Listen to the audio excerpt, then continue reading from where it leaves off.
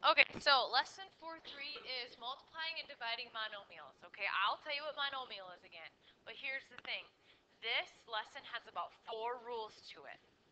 If you can write down the rule, how it works, you're going to be just fine for today. Okay? So you have to take some good notes because I don't want you to come to me tomorrow and say, well, I didn't write this down. I didn't put an example, so I don't know how to do it.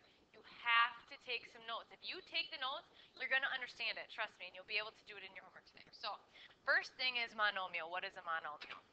A monomial is a number, a variable, or the product of a number and variable.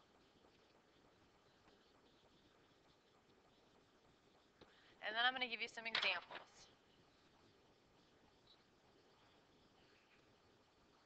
So here's some examples of monomials. Would be like 9x, 10x. Those are examples of them. And then non-examples, or not monomials, would be something that looks like this. X minus 4, x plus 7, x squared minus y squared. Probably. A fraction could be a number, I suppose. A number is a fraction. So, you don't get it? I'll explain it to you. Okay? So, a monomial can either be just a regular number, it can be just a random variable. Sure. It can be a negative number. Sure. Or it can be the product. What's product mean again? The answer of a multiplication problem. So it can be a number times a variable. Okay? These are some things a monomial cannot be. Now look, why are these different? Because we have two numbers or two things going on here if you're adding or subtracting. Do you see that? So a monomial is either a number, a variable, or a number and a variable together when you're multiplying. That's it. That's the only thing a monomial can be. Okay? Anything else, if I'm doing x minus 4, not a monomial because we have two terms in there. I have an x and I have a 4. I have an x and I have a 7. I have an x and I have a y. So when I have two terms, you see what I mean by two terms? You remember last year we talked about doing this, like x plus 4 plus 2x plus 1. Remember we did those and we combined them all together? Okay, this is not a monomial by itself because each one of them individually would be a monomial.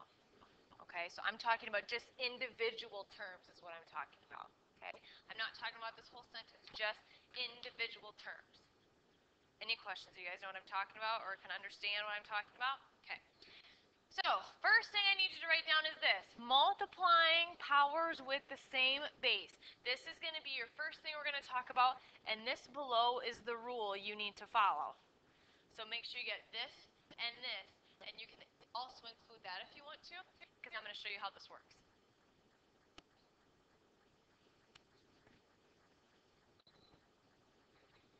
You can, because I'm going to show you how this works with that equation. Like my little example.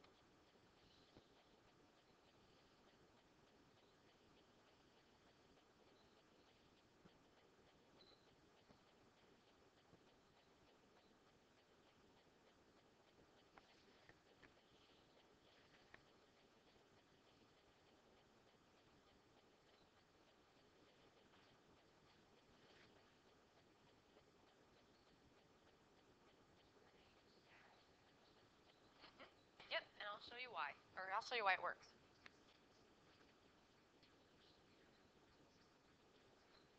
Who says that? Well, no, you really don't need to write this. This is just another word or another term for this rule. That's like the actual what it's called. Okay, so let's show you how this works. Okay, I'm going to look at this up here. 3 to the 5th times 3 to the 7th equals 2 to the 12th. Now, okay, it just tells me I need to do what? Add the exponents, right? And then I get my answer. Now let me show you why it works. What does 3 to the 5th look like? Times 3, 5 times, right?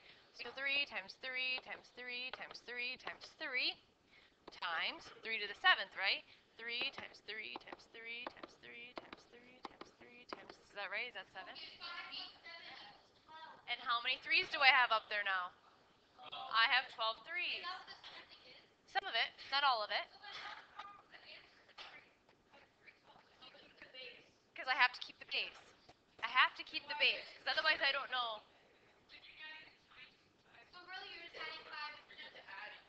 Right. And time out. And the reason why I'm not doing anything with the base is because if I evaluate 3 to the 12th, that could be a very, very huge, huge, huge number. So I'm just going to keep it. I'm just going to keep it simple. Okay? So this is all I'm doing. If I'm multiplying powers and I have the same base, these are my bases, what am I going to do to those two? I'm going to just add them together. Okay? Jacqueline, we'll get to that in a second. Okay?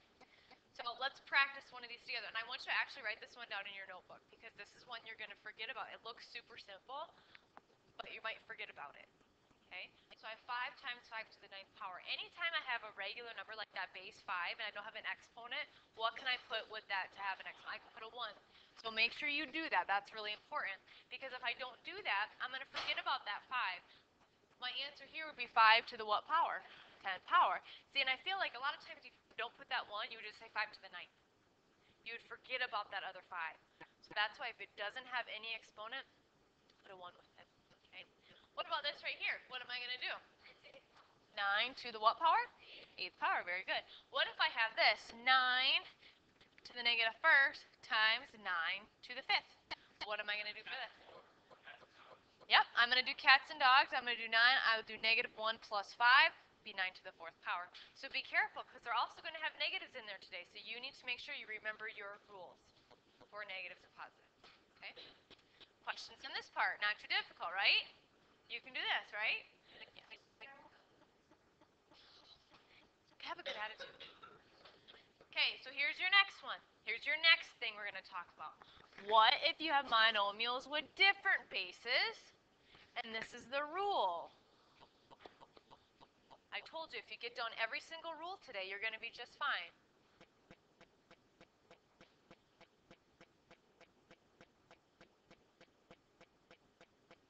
What if you have different bases? Multiply the bases, add the exponents.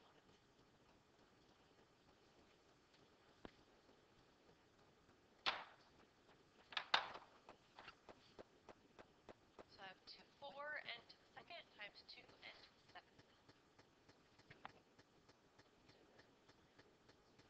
So, first thing I'm going to do, see how I have 2 different bases here, but usually today, you're always going to have the same letter or the same variable, okay? So the only thing really is going to be different is those bases.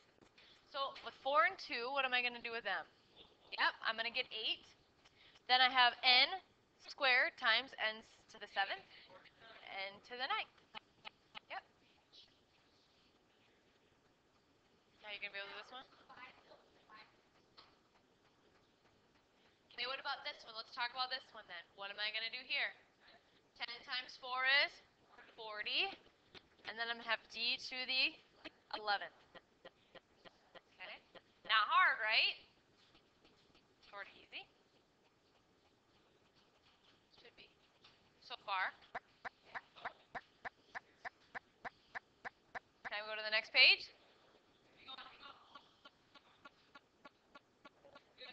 Okay.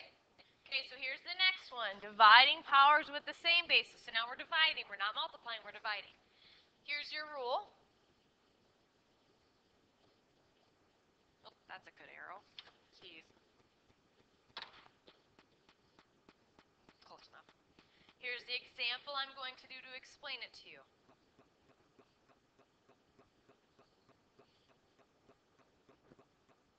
So dividing with the same basis. And the rule is keeping the base and subtracting the exponents. I hopefully have an answer.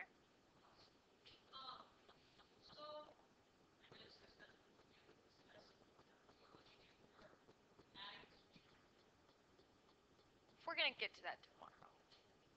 Actually, not tomorrow. It'll probably be Friday or Monday. Okay? We're taking it one step at a time. One step.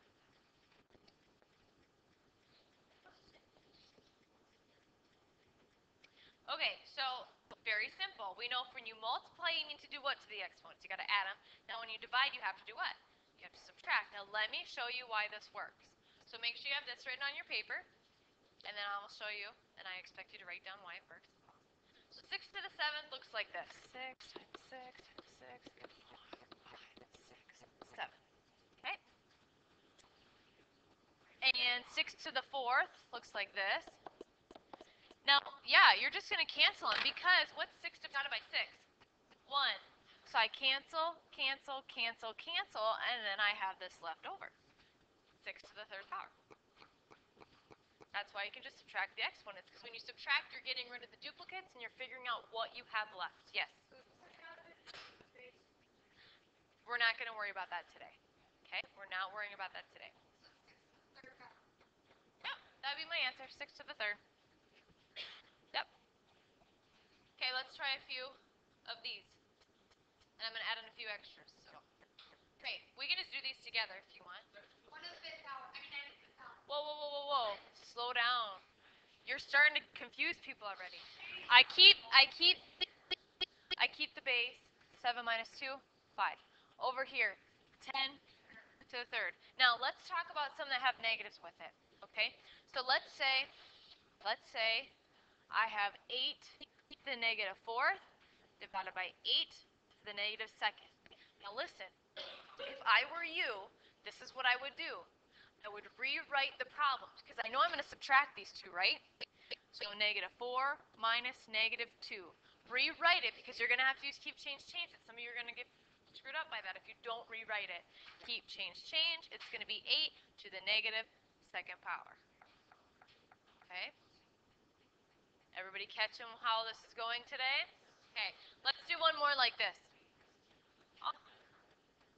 Let's do another one like this. Are you guys done talking?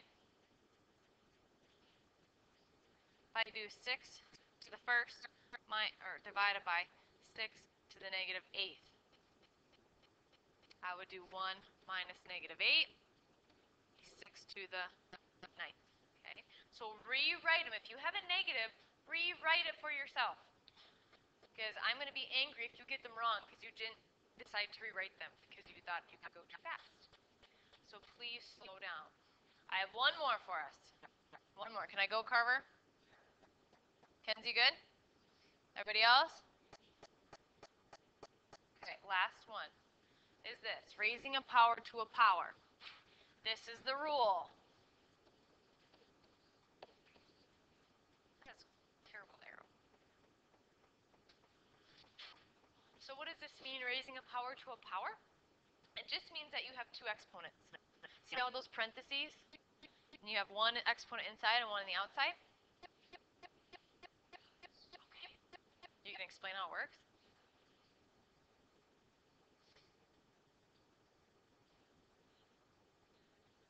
Base, multiply the exponent. Carver thinks he's going to explain to us why this works. I'm interested. No, just tell me.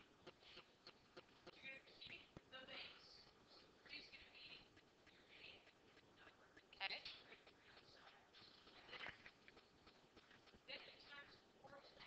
But why does it work?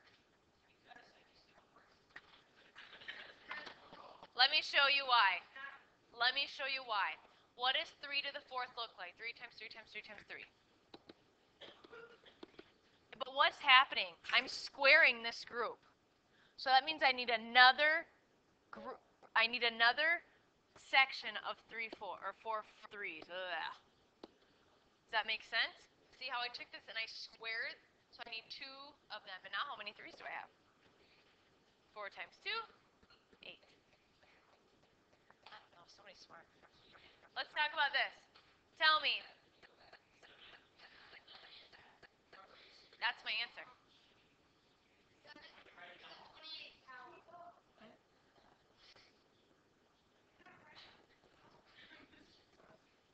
If you would have just actually written down stuff instead of figuring out he was going to tell me how to do it. Be smart, Alec.